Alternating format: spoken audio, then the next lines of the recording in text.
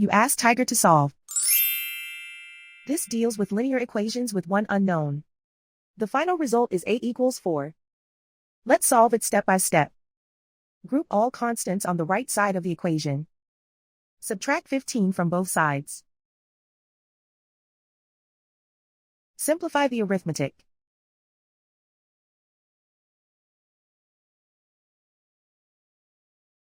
Isolate the a.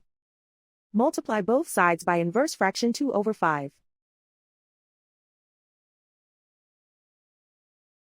Group like terms. Multiply the coefficients. Simplify the fraction.